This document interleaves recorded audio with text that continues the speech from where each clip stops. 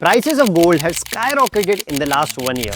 When prices shoot up like that, everybody suddenly wants a piece of the action. But here is the thing, not everybody wants to buy physical gold and deal with the hassle of keeping it secure. That's why a lot of people end up buying gold ETF. But wait, what exactly is a gold ETF? A gold exchange traded fund or ETF is basically a fancy term for a mutual fund that owns real gold on your behalf. It's digital, safe, and you can buy or sell it right from your Demat account just like a stock. But here is the catch most investors don't know. You still have to pay taxes on your gold ETF profits depending on how long you hold them. Just like stocks and mutual funds, the profit you make when you sell them is treated as capital gains. Now, there are two types of gains, short-term capital gains or STCG and long-term capital gains or LTCG. If you sell your gold ETF within 12 months, it is called as STCG or short-term capital gains, and the profit you make is added to your income and tax as per your income tax slab. Let's assume you bought a gold ETF with a value of 1 lakh and sold it for 1.5 lakh within 1 year. That's 50,000 rupees profit. Now, assuming you're in 30% tax bracket, you will end up paying 15,000 in taxes. However, if you hold for more than 12 months, it is called as LTCG or long-term capital gains, and you will have to pay tax of 12.5% on your gains.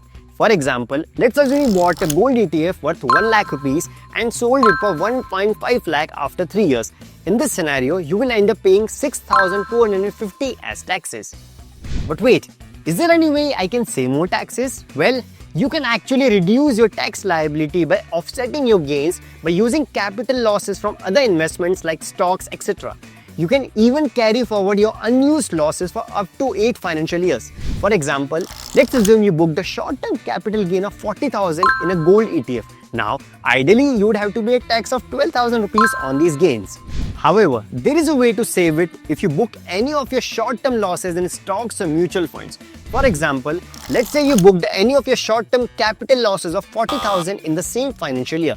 So basically, your net capital gain will come out to be zero, and you can end up saving 12,000 rupees in taxes.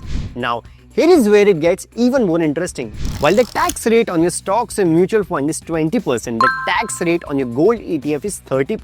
So, if you fall in the highest tax bracket by using your losses and stocks to offset a gold ETF gain, you've essentially captured an extra 10% tax rate advantage.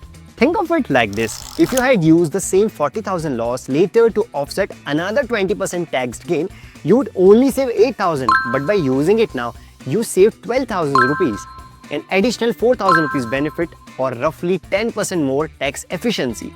So friends, if you found this video informative, please make sure to like this video and subscribe to our channel for more such educational videos. Thank you.